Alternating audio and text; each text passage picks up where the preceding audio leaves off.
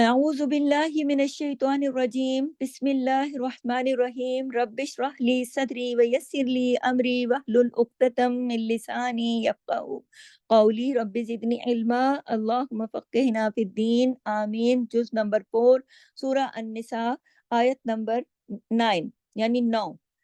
پہلے لفظی ترجمہ دیکھیے. ول یخش الذین، اور چاہیے کہ ڈریں، الذین وہ جو، لو اگر، ترکو وہ چھوڑ جائیں، من خلفہم اپنے پیچھے سے، ذریتن اولاد، ضعافن کمزور، خافو وہ خوف کھائیں، علیہم ان پر، فلیتقوا اللہ پس چاہیے کہ وہ ڈریں اللہ سے، ولیقولو اور چاہیے کہ وہ کہیں، قولا سدیدا بات درست اچھی. اب دیکھیے کہ آیت نمبر 9 میں فرمایا وَلْيَخْشَ الَّذِينَ لَوْ تَرَكُوا مِنْ خَلْفِهِمْ، اور چاہیے کہ ڈریں وہ لوگ کہ اگر وہ چھوڑ جائیں اپنے پیچھے ذُرِّيَّةً ضِعَافًا کمزور اولاد. یعنی کون سی کمزور اولاد ہوتی ہے؟ چھوٹے بچے. خافوا علیہم وہ ڈریں گے ان کے بارے میں، یعنی ان کے دل میں پھر کیسے کیسے اندیشے ہوں گے نا. تو فَلْيَتَّقُوا اللَّهَ بس چاہیے کہ وہ اللہ سے ڈریں، وَلْيَقُولُوا قَوْلًا سَدِيدًا اور چاہیے کہ وہ صحیح بات کیا کریں. اب یہاں پر ایک اور حکم ہے، دیکھیے خاص طور پر،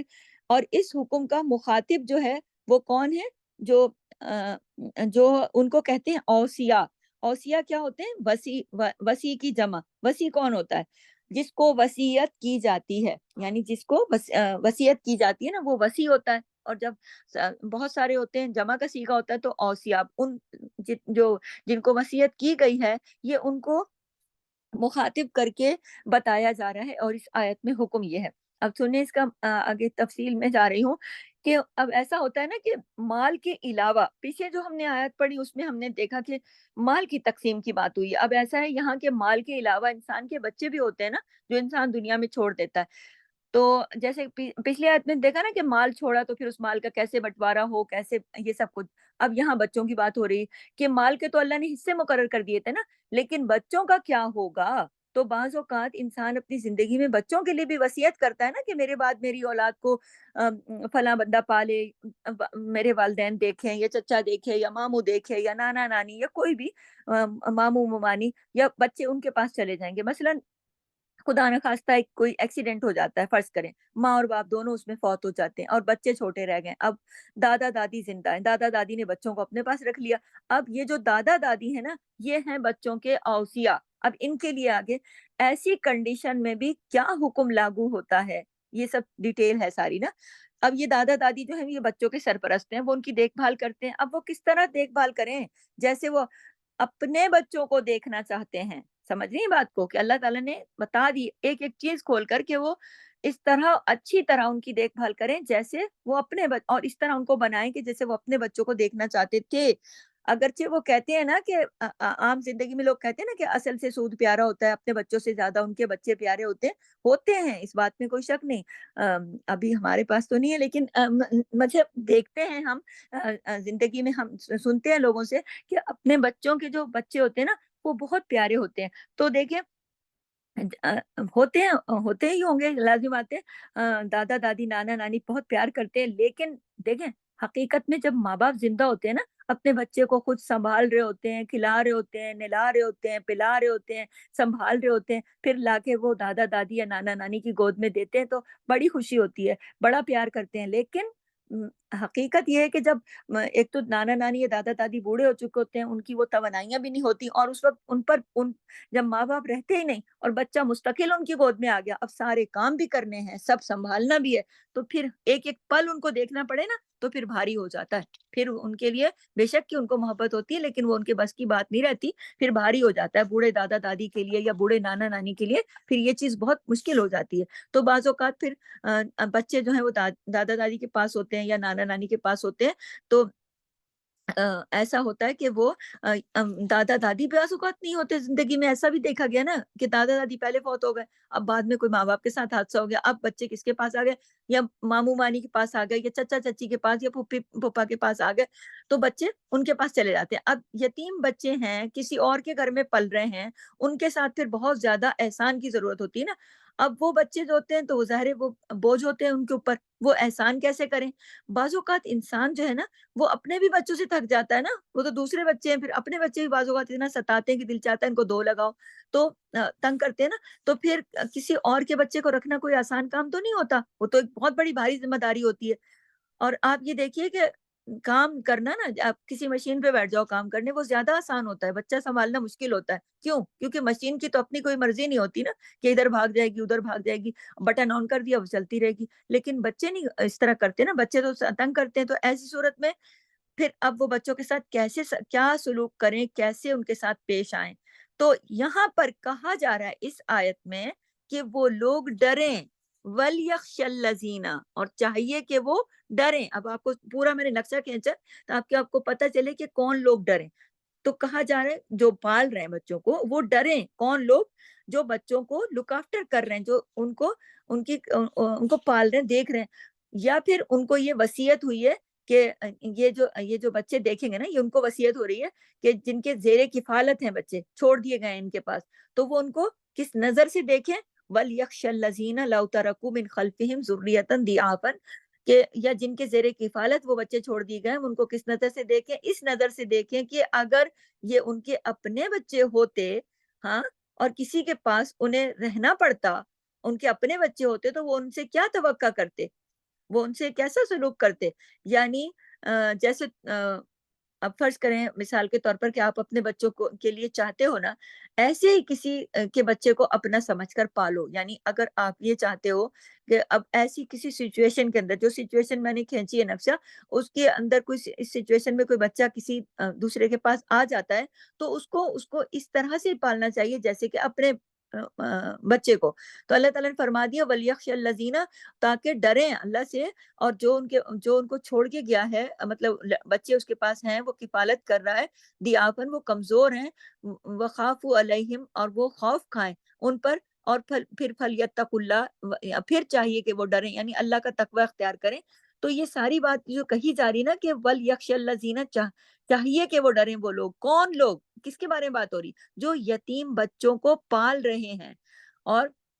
سوچیں کہ لو ترکو، اگر وہ چھوڑ جاتے، یہاں پر اللہ نے کہا نا کہ لو ترکو، اگر وہ چھوڑ جاتے، یعنی یہ پالنے والے جو ہیں اگر چھوڑ جاتے، من خلفہم، اپنے پیچھے، یعنی یہ مر جاتے اور ان کے پیچھے ان کے اپنے بچے رہ جاتے، کون سے بچے؟ ذریتن ضیافن، یعنی کمزور بچے، ننھے منے بچے، چھوٹے بچے، اگر یہ چھوڑ جاتے اپنے بچے، اور وہ بچے کسی اور کے گھر میں ہوتے، خافو علیہم، تو انہیں ان کے بارے میں کتنے خوف ہوتے نا، کتنے اندیشے ہوتے نا۔ آپ دیکھیں نا کہ جن لوگوں کے بھی بچے چھوٹے ہوں اور ماں باپ بیمار ہوں، فرض کریں ماں کو، فرض کریں مثال کے طور پر کینسر ہو جاتا ہے، بعض لوگوں کو بیچاری نوجوان مائیں فوت بھی ہو جاتی ہیں، بعض بیمار ہو جاتی ہیں، تو پھر کیا اس ماں کو جب بیمار ہوتی ہے اور اس کو پتا ہوتا ہے کہ موت میرے سامنے کھڑی ہے، وہ اپنی بیماری بھولی ہوئی ہوتی ہے، اس کو ڈر ہوتا ہے، ایک ایک پل، ایک ایک پل اس کو فکر ہوتی ہے، اس کو اندیشہ ہوتا ہے۔ کس بات کا اندیشہ ہوتا ہے؟ کہ وہ میرے بعد میرے بچوں کا کیا ہوگا، کون رکھے گا ان کو، کون سنبھالے گا، کون ان کے اتنے ناز نخرے اٹھائے گا، تو پتہ نہیں کوئی کیسا رکھے گا، کوئی کیسا سلوک کرے گا، کوئی کیسا برتاؤ کرے گا۔ تو جو درد ہے نا اس شخص کے دل میں ہے، یعنی اس وقت جو اس کے، تو یعنی کسی بھی شخص کے دل میں جو درد ہوتا ہے نا، یا کسی ماں کے یا باپ کے اپنے بچوں کے لیے، وہی درد اسے غیر کے بچوں کے لیے ہونا چاہیے، کہ ان کا جو اپنے بچوں کے لیے سوچتے ہیں نا کہ اگر میں نہیں رہی تو ان کا کیا ہوگا، جو فکر اندیشہ ہوتا ہے، ڈر ہوتا ہے، وہی کہ مطلب خواہش ہوتی ہے نا کہ ہائے میں نہ رہوں تو کوئی میرے بچوں کے ساتھ اچھا کرے، تو پھر یہی اسی بات کو سامنے رکھیے۔ اگر کسی دوسرے بچے کی ماں نہیں رہی، باپ نہیں رہا، آپ اس کو پال رہے ہو، پوس رہے ہو، تو پھر لہٰذا ان بچوں کے ساتھ جو آپ کے زیر کفالت آ گئے ہیں، تو نہایت نرمی اور نہایت شفقت کا معاملہ کریں، کرنا چاہیے۔ فَلْيَتَّقُوا اللَّهَ، چاہیے کہ اللہ سے ڈریں، دوبارہ کہہ دیا اللہ نے فَلْيَتَّقُوا اللَّهَ، پس چاہیے، پہلے کہا نا وَلْيَخْشَ الَّذِينَ، پھر کہا فَلْيَتَّقُوا اللَّهَ، چاہیے کہ ڈریں اللہ سے ڈر کر ان بچوں کے ساتھ معاملہ کریں۔ کن بچوں کے ساتھ؟ جو بچے آپ کو، آپ کے ہاتھ میں آ گئے ہیں، آپ کے زیر کفالت آ گئے ہیں، آپ کے پاس پلنے کے لیے آئے، انہیں بالکل ان کا خیال رکھیں، انہیں ستائیں نہیں، انہیں تنگ نہیں کریں، ان کا خیال رکھیں، سوچیں، ڈریں اس بات سے کہ یہ معاملہ آپ کے ساتھ بھی ہو سکتا تھا۔ اگر آپ کے ساتھ ہوتا تو پھر آپ کیا کرتے؟ جو اس وقت آپ کی خواہش ہوتی اس کے مطابق دوسرے کے بچے کو سنبھالیں۔ وَلْيَقُولُوا قَوْلًا سَدِيدًا، اور انہیں چاہیے کہ بالکل درست بات کریں۔ کیوں؟ کیونکہ بعض اوقات ایسا ہوتا ہے نا کہ ہم کسی کا خیال رکھتے رکھتے رکھتے ایسے ہو جاتے ہیں کہ یا تو ایسے ہو جاتے ہیں کہ اس کو صحیح نصیحت بھی نہیں کرتے۔ اس کی دو وجہ ہوتی ہے۔ ایک وجہ تو یہ ہوتی ہے نا، کہتے ہیں اب کتنی اس کو نصیحت کریں، چھوڑو اس کو اس کے حال پہ، ہم نہیں بتا رہے۔ اور بعض اوقات ایسا ہوتا ہے کہ محبت میں ایسے ہو جاتے ہیں کہ ان کی غلطیاں ہی نظر انداز کر دیتے ہیں، کچھ نہیں بتاتے، تو اس کی غلطی ان کو غلطی نہیں لگتی۔ تو کبھی بھی کوئی بچہ آپ کے زیر کفالت ہو، آپ اس کے کفیل ہوں، آپ اس کا خیال رکھ رہے ہوں، تو آپ کا فرض بنتا ہے کہ اس کو وہ بات بتائیں جو اس کے حق میں ٹھیک ہو۔ یعنی اگر وہ غلطی کر رہا ہے تو اس کی غلطی بھی اس کو دکھائیں، تو اس کی غلطی اس کو بتائیں، اس کی غلطی ٹھیک کرائیں۔ اگر اگر اور اگر وہ غلطی نہیں اچھا کرتا ہے تو انکریج کریں، تعریف کریں، اس کی حوصلہ افزائی کریں۔ اگر وہ اچھا کرتا ہے تو اس کو بھی پھر اسی طرح جیسے کوئی اپنے بچے کی تعریف کرتا ہے کہ تاکہ اس کا حوصلہ بڑھے، تو اسی طرح جو آپ کے زیر کفالت بچہ ہے اگر وہ غلطی کرتا ہے تو اس کو اس کی غلطی دکھا کر سمجھائیں بھی، اور اگر وہ اچھا کرتا ہے تو اس کو حوصلہ افزائی بھی کریں۔ یہ تربیت کا ایک اہم اصول ہے، حصہ ہے۔ دیکھیں، ایسا رویہ جو ہوتا ہے نا، انسان اپنے بچوں کے ساتھ کرتا ہے نا اپنے گھر میں، کہ اگر کیونکہ ہم بچوں سے اپنی خیر خواہی رکھتے ہیں نا، تو ہم ان کی غلطیاں ٹھیک کرنا چاہتے ہیں، ہمیں کتنی محبت ہوتی ہے، لیکن ہم بار بار ان کی غلطیوں کو دکھاتے ہیں ان کو۔ تو اللہ تعالیٰ نے یہاں پہ بتا دیا ہے کہ اپنے بچوں کی غلطیوں کو تو ہم ٹھیک نہیں نہ کہتے، جب بہت غلطی کرتے تو ہم یہ تو نہیں نہ کہتے کہ نہیں نہیں تم نے تو بہت اچھا کیا۔ ہمیں ایک محبت یہ کہنے پہ مجبور کرتی ہے کہ دیکھو بیٹا یہ نہیں کرو، یہ اچھا نہیں ہے، ٹھیک کرو اس کو۔ کیوں؟ یہ محبت میں کہتے ہیں نا، تو انصاف سے کام لیتے ہیں نا، تو ٹھیک کو ٹھیک کہتے ہیں اور غلط کو غلط بھی کہہ دیتے ہیں۔ تو اس کو ٹھیک کرانے کے لیے، یعنی کہ غلطی ہم اس کو دکھاتے ہیں اپنے بچوں کو، اس لیے کہ وہ نیکسٹ ٹائم ایسا نہ کریں۔ یہ ان کی اچھی تربیت ہم کرنا چاہتے ہیں نا، ہمارے دل میں اچھا ہوتا ہے۔ تو یہی چیز ہم نے ہمارے زیر کفالت بچہ اگر ہمارے پاس ہے، کوئی بھی ماں باپ نہیں رہے دنیا میں، یا ایک نہیں رہا یا دونوں نہیں رہے، تو پھر اس بچے کی بھی تربیت اس طریقے سے کرنی ہے۔ اور کہا وَلْيَقُولُوا، کہ یعنی اور پھر کہا قَوْلًا سَدِيدًا۔ قَوْلًا سَدِيدًا کیا ہے؟ سدید کا جو لفظ ہے نا، سداد سے ہے۔ سد سے یعنی کہ سد کہتے ہیں کسی چیز کو اصل جگہ پر، صحیح جگہ پر رکھنا، تیروں کو سیدھا کرنے کے لیے بھی یہ لفظ آتا ہے۔ تو دیکھیے قولن سدیدہ جو ہے نا، یعنی نرمی سے ہوتا ہے، سختی سے بھی ہوتا ہے، کبھی نرمی کبھی سختی دونوں۔ تو قولن سدیدہ میں دونوں چیزیں آتی ہیں، کبھی نرمی کبھی سختی۔ پیچھے کہا گیا قولن معروفا، اور یہاں کیا کیا کہا کیا گیا؟ یہاں پہ کہا گیا قولن سدیدہ۔ قولن سدیدہ کا مطلب یہ نہیں ہے کہ آپ سختی سے بات کریں بہت زیادہ، یا پھر نرمی سے قولن سدیدہ ہو سکتا ہے۔ بات یہ ہے کہ دیکھیں بعض اوقات ایسا ہوتا ہے نا کہ کسی موقع پر آپ کو سختی بھی کرنی پڑتی ہے، بعض جگہ ایسی ہوتی ہے کہ وہاں پہ سختی کرنا ضروری ہوتا ہے۔ تو دیکھیں نبی کریم صلی اللہ علیہ وسلم نے بھی دونوں طرح سے دین کا پیغام دیا، دونوں طرح سے وہ بات کیا کرتے تھے، نرمی سے بھی کیا کرتے تھے، اور جہاں پر اصلاح کی ضرورت ہوتی تھی، تربیت کی ضرورت ہوتی تھی، وہاں نبی کریم سختی سے بھی کام لیا کرتے تھے۔ کبھی کبھی آپ صلی اللہ علیہ وسلم کا خطبہ انتہائی سخت ہوتا تھا، ڈرانے والا ہوتا تھا۔ تو اس آیت کے معنی یہ ہیں، یہ کہا گیا ہے کہ صرف جو اوصیاء ہیں، یعنی جو وصیت جن کو کر گئے لوگ کہ ہمارے بچوں کا خیال رکھنا، اوصیاء ہی نہیں بلکہ عام لوگوں کو بھی خطاب ہے، ہر ایک کو خطاب ہے یہ۔ یعنی یہ ضروری نہیں ہے کہ جن کے پاس صرف چھوٹے بچے ہوں تو وہی تمام لوگوں سے وہی بات صرف ان سے کی جا رہی ہے، بلکہ یہ بات تمام لوگوں سے کہی جا رہی ہے کہ وہ چھوٹے بچوں کا خیال رکھیں، چاہے وہ اپنے گھر کے بچے ہوں، کوئی بھی ہوں، یتیموں کا، مسکینوں کا، کمزوروں کا، کہیں پر بھی ہوں، خاندان میں ہو، محلے میں ہو، گھروں میں ہو، کہیں پر بھی ہو، تو خیال رکھیں۔ خصوصاً ان بچوں کا خاص طور پر ذکر آ گیا کہ جن کے ماں باپ دنیا سے جا چکے ہیں، ان کا بھی خاص طور پر ذکر آ گیا، ٹھیک ہے۔ سوسائٹی کو یہ عام حکم دیا جا رہا ہے، ایک جو مسلم سوسائٹی ہے اس کو یہ کھڑکھڑایا جا رہا ہے کہ ذریۃ ضیافت، چھوٹے بچوں کا خیال رکھیں۔ تو آپ سوچیں کہ اپنے چھوٹے بچوں کے لیے پھر کیا کرنا چاہیے۔ دیکھیں نا، سوسائٹی کے بچوں کے بارے میں یہ ایک جنرل جو اگر ہم دیکھیں تو پھر اپنے بچوں کے لیے بھی تو خیال رکھنا ہے نا، گھر کے جو بچے۔ تو بچوں کے بعض دفعہ آپ دیکھیے نا، مائیں کتنا بچوں کے ساتھ مس بہیو کر رہی ہوتی ہیں۔ آپ لوگوں نے دیکھا ہو کہیں کہیں کچھ بچوں کو کان مروڑ رہی ہیں، ہاتھ مروڑ رہی ہیں، چوٹیاں کاٹ رہی ہیں، ان کو ڈانٹ رہی ہیں، ان کو آنکھیں دکھا رہی ہیں، ہر وقت ان کو آنکھیں نکال رہی ہیں۔ کچھ مائیں بہت ظلم کرتی ہیں، چھوٹے چھوٹے بچوں کے اوپر، ان کو ہر وقت اپنے اپنے آپ کو شو آف کرنے کے لیے، اپنے آپ کو بڑی قابل ماں، میں بڑی تربیت کر رہی ہوں ثابت کرنے کے لیے بچوں پہ سختیاں بلا وجہ کی. ایک لمحہ بھی نا خود چپ نہیں بیٹھیں گی، بس بچوں کے پیچھے لگی رہیں گی، کھڑے ہو جاؤ، بیٹھ جاؤ، ادھر آؤ، یہ کرو، وہ کرو، ادھر آؤ، سلام کرو. مطلب بچے ہیں آخر وہ، آپ کتنا ان کے پیچھے پڑے رہو گے. مطلب کسی وقت تو بچے کو ریلیف بھی دو، وہ چاہتا ہے وہ جس طرح ابھی اس نے کسی کھلونے کو نہیں تمہارا ٹائم نہیں ہوا، یہ کیوں کہا، وہ کیوں کہا، ایسے کیوں کھڑے ہو، ہر چیز پہ ٹوکا ٹاکی، ہر چیز پہ ان کے پیچھے لٹ لے کے. بھائی بچہ ہے نا، بچے کو بچے کی طرح رہنے دو، اس طرح بھی نہیں کرنا چاہیے. بعض مائیں بہت زیادہ اور کہتی کہ ہم تربیت کریں. بڑے افسوس سے یہ کہنا پڑتا ہے کہ جو مائیں تھوڑا بہت دین پڑ جاتی ہیں نا، وہ تو اور بھی پھر زیادہ بچوں کی زندگی اجیرن کر دیتی ہے. کیوں؟ کیونکہ وہ اپنی زندگی کی جتنی کمیاں کوتاہیاں ہیں نا، وہ ساری اپنے بچوں کے اوپر ٹھیک کرنا چاہتی ہیں کہ مطلب ہمیں بچپن میں یہ نہیں بتایا گیا تھا، اور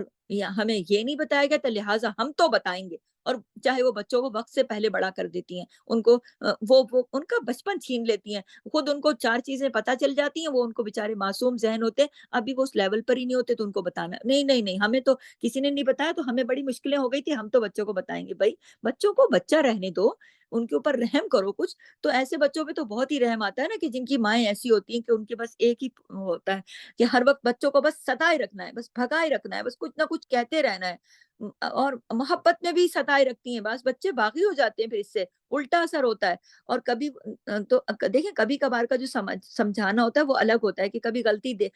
دیکھی تو پوائنٹ آؤٹ کر دیا. اور کبھی دیکھیں تربیت کی بات بہت اچھے مطلب اصول کی بات ہے کہ کبھی کبھی غلطی دیکھ کر نظر انداز بھی کرنا پڑتا ہے، یہ بھی ایک اصول ہے. کبھی کبھی اگنور بھی کر دینا چاہیے، کبھی کبھی غلطی دیکھ کے آنکھیں بند بھی کر لینی چاہیے. یہ نہیں کہ ہر وقت لگے رہو یہ کیوں کیا، وہ ایسا لگتا ہے بچے وہ سمجھتے ہیں ہم تو قید میں ہی آ گئے. یعنی کہ ہمارا اٹھنا بیٹھنا چلنا پھرنا یہ وہ ہر چیز ہماری نوٹ ہو رہی ہے، ہمارا تو ایک لمحہ بھی اپنی مرضی کا نہیں ہے. تو وہ بچے پھر باغی ہو جاتے ہیں. اس لیے تھوڑا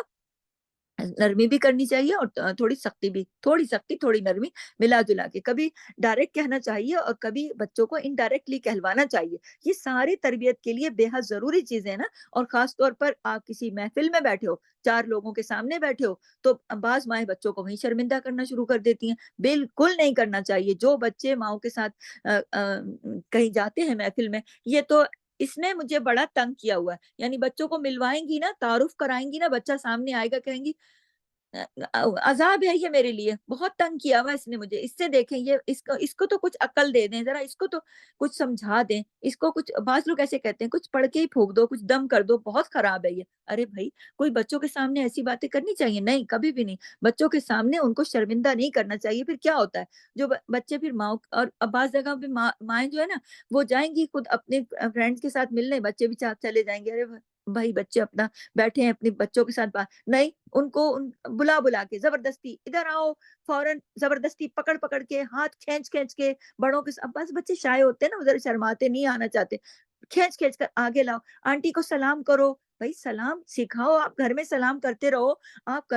سوال ہی پیدا نہیں ہوتا کہ جو ماں اپنے بچوں کو، اپنے شوہر کو آتے جاتے سلام کرتی ہے، سوال ہی پیدا نہیں ہوتا کہ وہ بچہ سلام نہ کرے. وہ تو بچہ 100% سوال آپ کو سلام کرے گا، اس کو عادت ہوگی. لیکن یہ تو کوئی طریقہ نہیں ہے نا کہ آپ وہاں پہ تربیت شروع کر دو جہاں 4 بندے دیکھو، وہاں بچے کو پکڑ کے گھسیٹ کے آنکھیں دکھا کے سلام کرنے تو پھر مجھ سے برا کوئی نہیں ہوگا. تو ایسا نہیں ہوتا. آپ خود گھر میں سلام کریں روزانہ تو بچہ خود ہی سلام کرے گا. تو طریقہ یہ ہے کہ منہ سے کم کہیں بلکہ عمل کر کے دکھائیں زیادہ. یعنی یہ جو جن ماؤں کا میں نے تذکرہ کیا نا، جو چپ ہی نہیں کرتی، بس اپنے تو بچپن جیسے بھی گزرا، اب بچہ جو ہے وہ 100% پرفیکٹ ان کو چاہیے. اور اگر کوئی بیچارے سے اونچ نیچ ہو گئی تو بس پھر اس کو سنائی بھی، اس کو مارا بھی، اس کو نوچا بھی، اس کو آنکھیں بھی دکھائیں، اس کو خوف بھی دکھایا. اس کو ہر وقت خوف کی فضا میں رکھنا یہ غلط بات ہے. تو جو بھی آپ کرنا چاہتے ہیں یا بچے سے کروانا چاہتے ہیں، اس کو خود عمل کر کے دکھائیں. اور اس میں وہ پھر پختہ ہو جائے گا، وہ خود سیکھ جائے گا. اور خصوصاً لوگوں کے سامنے بچوں کو جو ہے نا، مائیں بہت ڈسپلن کرنے کی کوشش کرتی ہیں لوگوں کے سامنے. یہ بالکل غلط ہے، یہ آپ کی ہوگا نہیں، بہت مشکل ہو جائے گی پھر، کیونکہ ایسا کرنے سے نا بچے لوگوں کے سامنے پھر شرمندگی محسوس کرنے لگتے ہیں، پھر کیا کرتے ہیں بچے، پھر ماں باپ کے ساتھ وہ ان جگہوں میں جانا ہی پسند نہیں کرتے، وہ کہتے ہیں آپ چلے جاؤ، ہم تو نہیں جا رہے، اکثر ایسا ہوتا ہے نا، پھر ماں باپ بےچارے اکیلے ہی چلے جاتے ہیں، پھر وہاں جاتے ہیں، لوگ آگے سے پوچھتے ہیں، کہتے ہیں وہ آپ کے بچے نہیں آئے، تو آگے سے ماں باپ کیا کہتے ہیں، وہ بچے ساتھ آنا ہی نہیں چاہتے، تو اب بھی یہاں بھی قصور کس کا ٹھہرایا، بچوں کا ہی قصور ٹھہرا دیتے ہیں، جبکہ قصور کس کا ہے، قصور تو اپنا ہے، کہ وہاں بچے تو پھر آپ کے ساتھ جاتے ہیں تو ہرٹ ہوتے ہیں، آپ وہاں جا کے بچوں کے ساتھ ایسی حرکتیں کرتے ہو، وہ اپنے ہم عمر بچوں کے ساتھ بیٹھے، فلانے ادھر آؤ، یہ آنٹی کو کیوں نہیں سلام کیا، وہ آنٹی کو، بھائی مجلس کا تقاضا، ایک دفعہ سلام کر دیا چلے گا، بات سب کو ہو گیا سلام، لیکن صرف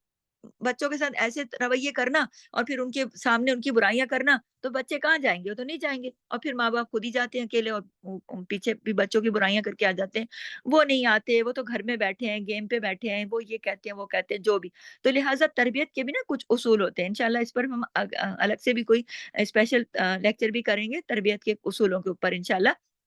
تو دیکھیے کہ کسی کو نصیحت کرنے کے لیے نا نرمی اور سختی دونوں دونوں پر چلنا پڑتا ہے، نرمی اور سختی کے بھی کچھ اصول ہوتے ہیں، اور بچوں کو نیچرل وے میں لے کر چلنا چاہیے، نبی پاک صلی اللہ علیہ وسلم کی سنت سے ہمیں بہترین مثالیں ملتی ہیں، ایک اور یہ جو آیت ہے جو ہم نے ابھی کی ہے، اس کا اگر ایک اور معنی دیکھیں نا، تو اس کا یہ جو آیت کا یہ حصہ ہے نا، اس کا یہ بھی بتا رہا ہے کہ وہ لوگ ڈریں، کہا گیا نا ڈرو، تو جو ڈرنے کی بات ہو رہی ہے کہ وَلْيَخْشَ الَّذِينَ ڈریں، لَوْ تَرَكُوا اگر وہ چھوڑ جائیں من خلفہم اپنے پیچھے ذریۃ ضعافا کمزور اولاد، خافوا وہ خوف کھائیں علیہم ان پر، وہ خوف کھائیں ان پر، فلیتقوا اللہ پس چاہیے کہ ڈرو اللہ سے، ولیقولوا اور چاہیے کہ وہ کہیں قولا سدیدا بات اچھی اور بات درست۔ تو دیکھیں میں وقت کی کمی کے باعث تیز ترین بتا رہی ہوں، بس آخری پوائنٹ کے اوپر ہوں کہ اس آیت کا یہ حصہ بھی بتا رہا ہے کہ وہ لوگ ڈریں، کون سے لوگ، جو بیمار کے پاس بیٹھے ہوتے ہیں، کون سا بیمار،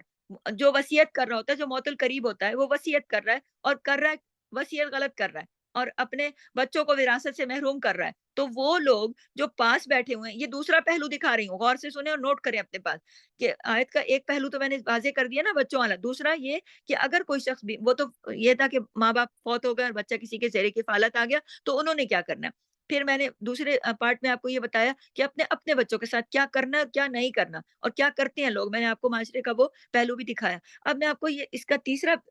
حصہ بتا رہی ہوں اسی پہ، کہ اس میں ایک جو ہے نا رخ یہ بھی دکھتا ہے، ایک یہ چیز بھی ہمیں دکھتی ہے اس آیت میں، کہ اگر فرض کریں ایک منظر اپنی آنکھوں میں لائیں کہ بندہ بیمار ہے، دوسرے بندے اس کے پاس بیٹھے ہیں، وہ وصیت کر رہا ہے، ہاں، اب وہ وصیت کر رہا ہے غلط، اپنے ہی بچوں کو وراثت سے محروم کر رہا ہے، تو وہ لوگ جو پاس بیٹھے ہیں، وہ لوگ پھر چاہیے کہ وَلْيَقُولُوا قَوْلًا سَدِيدًا، وہ چاہیے کہ وہ کہیں درست بات، کہیں مرنے والے کو کہ تم ایسی وصیت نہ کرو، اس سے تمہاری آخرت برباد ہو جائے گی اور تمہارے بچے بھی حق سے محروم ہوں گے، تو اس وقت اپنے بچوں کا سوچ لے، یہ سوچ لے بندہ، اور اس کی رہبری کر دے، اپنے بچوں کو سوچ لے کہ اگر ہمارے بچے ہمارے بعد ہوں اور ہم ان کے لیے کیا چاہیں گے، یعنی اس مرنے والے کو بھی اپنے بچوں کے لیے کچھ چھوڑنے دو، اس کو سمجھاؤ، اس کو روکو کہ وہ سب کچھ دوسروں پہ ضائع دوسروں پہ نہ کر دے، بچوں کو ان کا حق دے، کیونکہ بعض دفعہ نا لوگ کیا کرتے ہیں، ناسمجھی میں اور لا علمی میں اور ذرا سے غصے میں یا کسی بھی بات کے اوپر اپنے بچوں کو محروم کر جاتے ہیں، یعنی یا تو دنیا میں ہی مرنے سے پہلے ہی سارا کچھ ویسے ہی لٹا دیا ہوتا ہے، ادھر ادھر کر دیا ہوتا ہے، کچھ چھوڑتے ہی نہیں، خالی ہاتھ ہو جاتے ہیں خود بھی مرنے سے پہلے، یا پھر مرنے کے وقت پہ وصیت کرتے وقت ایسی وصیت کر دیتے ہیں کہ بعد میں لوگوں کو تو مل جاتا ہے، اپنے بچوں کو نہیں ملتا۔ تو آپ کو یہ معلوم ہے نا کہ غلط وصیت کرنے کی بھی اللہ تعالیٰ نے بڑی سخت سزا بتائی ہے، کہ ایک شخص دیکھیں اگر اس کی زندگی 60 سال ہے، 70 سال ہے، اور نیک اعمال کرتا ہے نا، تو اور مرنے کے ٹائم پر وہ غلط وصیت کر دیتا ہے، تو پھر وارثوں کو نقصان پہنچا دیتا ہے، کسی ایک وارث کو اس کا پورا حق نہیں دیتا، اس کی وجہ سے چاہے اس نے 60 70 سال نیکیاں کری لیکن وہ جنت سے محروم کر دیا جاتا ہے۔ تو وہ لوگ جو مرنے والے کے پاس ہیں، تو دیکھیں یہ جو بات ہو رہی نا محروم کر دیا جاتا ہے، یہ بات میں اپنی طرف سے نہیں کہہ رہی ہوں، قرآن و حدیث کی روشنی میں یہ بات ہوئی ہے، تو جو لوگ مرنے والے کے پاس ہے نا، بیٹھے ہیں مرنے سے پہلے، اور وہ دیکھ رہے ہیں کہ مرنے والا مرنے سے پہلے غلط وصیت کر رہا ہے یا کسی کو نقصان دے رہا ہے، تو وہ اس کو سمجھائیں کہ دیکھو اپنے بچوں کے ساتھ یہ ظلم نہیں کرو، اور اللہ سے ڈرو، اور اپنے بچوں کا بھی سوچ کر اپنے بچوں کے لیے بھی نصیحت کرو، اور درست یعنی بالکل ٹھیک بات کرو۔ تو دیکھیں اس موقع پر اس بندے سے ڈرے نہیں، یہ نہیں سوچیں کہ بھائی اب ہم اس کو کیا بتائیں، نہیں، اسے صحیح بات سمجھائیں، موقع کی مناسبت کے اوپر صحیح بات کرنی چاہیے، یہ اور اس کو کہنا چاہیے کہ یہ دیکھو یہ تمہارے حق میں یہی بہتر ہے کہ تم صحیح وصیت کرو، خواہ وہ تمہیں کیوں جیسے بعض اوقات یہ نا کہ وہ جو تمہیں ہی دے رہا ہوں، فرض کریں کہ وہ ایک اپنی وصیت کے اندر سارا مال آپ کو ہی دے رہا ہے، مطلب کوئی بندہ جو سن رہا ہے اسی کو مل رہا ہے سب کچھ، لیکن اس کو بھی چاہیے کہ وہ بھی اللہ کا خوف کرے اور صحیح اس کی یہ نہ سوچے مال تو سارا میرے قبضے میں آ رہا ہے، مجھے کیا ضرورت پڑی اس کو صحیح رستہ دکھانے کی کہ اپنے بچوں کو بھی دو، تو میرے پاس آئی بھی چیزیں ہاتھ سے نکل جائے گی، نہیں، یہ غلط بات ہے، اللہ سے ڈرنا چاہیے اور صحیح رہنمائی کرنی چاہیے اس بندے کی جو وصیت کر رہا ہے لیکن کسی حقدار کا حق مار رہا ہے، تو یہ نہیں کہ آپ میرے پاس آ رہی ہے چیز تو آنے دو، نہیں، اس کو پھر صحیح اس کی کرنی چاہیے، کیونکہ یہ دیکھیں کہ بہت عام بات ہے نا، جو آخری وقت میں پاس ہوتا ہے وہی سارا جو ہوتا ہے تو اپنے نام کروا لیتا ہے، ایسا ہوتا ہے نا کہ بوڑھے ماں باپ ہوتے ہیں کسی کے گھر میں ہوتے ہیں، جو اولاد رکھتی ہے وہ اپنے نام کرا لیتی ہے، تو باپ نے جیسے اگر کوئی قرض لیا تھا یا پھر کوئی اور دھوکا مطلب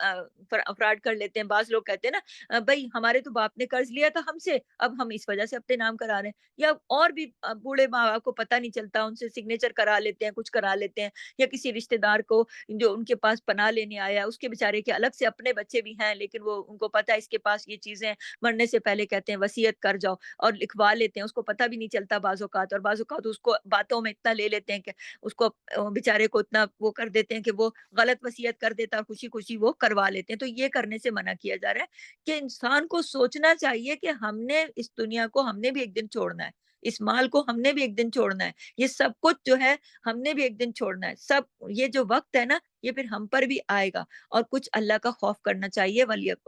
ولیقولو، اور چاہیے کہ وہ کہیں قولاً سدیدہ، درست بات، یعنی جدھر بھی موقع اس طرح کا آ جائے، پہلا موقع میں نے آپ کو بتایا کہ کوئی بچے آپ کے پاس اس طرح کے آ جائیں جو بیچارے ماں باپ دنیا میں نہیں، تو ان کے ساتھ کیسا رویہ کرنا ہے، اور پھر یہ کہ دوسرا پہلو یہ ہے کہ اگر کوئی شخص اپنے ہی بچوں یا اپنے کسی حقدار کو کے حق میں اس کا حق نہیں دے رہا، اس کو وصیت ہی غلط کر رہا ہے، اور لوگ سامنے بیٹھے ہیں یا ان کو پتہ ہے یا ان کے علم میں ہے کہ اب اس نے فوت ہو جانا ہے، یہ بیمار ہے، تو پھر اس کی اصلاح کرنی چاہیے، اللہ سے ڈرنا چاہیے اور اچھی اور درست بات کہنی چاہیے، کیونکہ دیکھیے یہ جو چیزیں ہیں نا اللہ کے ڈر کے اللہ کا ڈر اگر دل میں ہوگا نا تو پھر یہ ساری کام جو میں نے بتائے، یہ باتیں جو بتائی ہیں، تبھی اللہ بندے جو ہیں اس کو ٹھیک سے کر پائیں گے جب وہ ان کے دل میں اللہ کا خوف ہوگا، اگر اللہ کا خوف تقوی نہیں ہوگا نا تو کوئی بھی چیز جو ہے وہ صحیح نہیں ہوگی، تو یہ جو اوپر دونوں اس کے رخ دکھائے گئے ہیں یہ ہے درست بات، یعنی اگر بچے یتیم آپ کے پاس آ جائیں تو ان کے ساتھ آپ نے درست بات کرنی، اس میں بھی یہ سوچنا ہے کہ یہ بچے میرے پاس آ گئے ہیں تو مجھے اللہ سے ڈر کے ان کی صحیح پرورش کرنی چاہیے، ان کو صحیح اور غلط کو غلط کر کے ان کی اچھی تربیت کر کے انہیں بہترین طریقے سے اپنے بچوں کی طرح پالنا چاہیے، نمبر ایک، اور دوسرا یہ کہ اگر کوئی شخص ہمارے ہاتھ میں ایسا آ گیا کہ اس کے پاس بیمار ہے، بوڑھا ہے، بیچارہ لاچار ہے، وہ جا رہا ہے دنیا سے تو وہ غلط وصیت کر رہا ہے، تو اس کے اوپر جو لوگ وصیت میں اس کے ساتھ رہ رہے ہیں، وہ جو اپنے گھر میں رکھا ہوا ہے یا اس کی کفالت کر رہے ہیں یا ان کے تو ان کو بھی چاہیے کہ وہ صحیح بات کریں اور اس کی صحیح رہنمائی کریں، تو اب یہ ہے کہ سمجھانے والوں کو بھی اللہ تعالیٰ نے جو مطلب چھوٹے بچوں کو سمجھائیں گے ان کو بھی اللہ نے سمجھا دیا، یا جو بزرگوں کو، تو مرنے والے کو بھی جو سمجھایا اس کو بھی سمجھا دیا، اور جس کو غلط طریقے سے مال مل رہا ہے، جو عموماً ایسا ہوتا ہے کہ کسی بوڑھے چچا کو، ماموں کو اپنے ساتھ رکھ لیتے ہیں بچے، یا والد کو یا والدہ کو، اور باقیوں کا بھی حق ہوتا ہے ان کے پاس لیکن وہ پھر اپنے نام کرا لیتے ہیں، تو یہ غلط طریقے سے جو مال مل رہا ہے نا اس کو نہیں لینا چاہیے، لیکن وہ لوگ تو بیچارے جو بوڑھے ہو چکے ہوتے ہیں یا وہ ان کو نہیں سمجھ آ رہی ہوتی، تو اوپر والوں کو چاہیے، اللہ نے کہہ دیا کہ اللہ کا ڈر رکھو اور صحیح بات کرو، تو اللہ کا ڈر ہی ہوگا تبھی تو وہ سمجھیں گے نا، اوپر جو لوگ صحیح بات کریں گے صحیح طرح، ہر ایک کو اللہ سے ڈر کر ہی تمام معاملات، اب دیکھیے سارے کا نچوڑ یہی ہے نا کہ تمام معاملات اللہ سے ڈر کر ہی معاملات کرنے چاہیے، کہنے والے کا جو فرض ہے وہ پورا ہو جائے گا جب وہ اگر مطلب بچوں کی تربیت کر رہا ہے، بچوں کی کفالت کر رہا ہے تو تب بھی اس کو اللہ کا ڈر رکھنا چاہیے اور اپنا فرض پورا کرنا چاہیے. اور اس میں جو اگر کسی بوڑھے کی جس کی بتایا نا کہ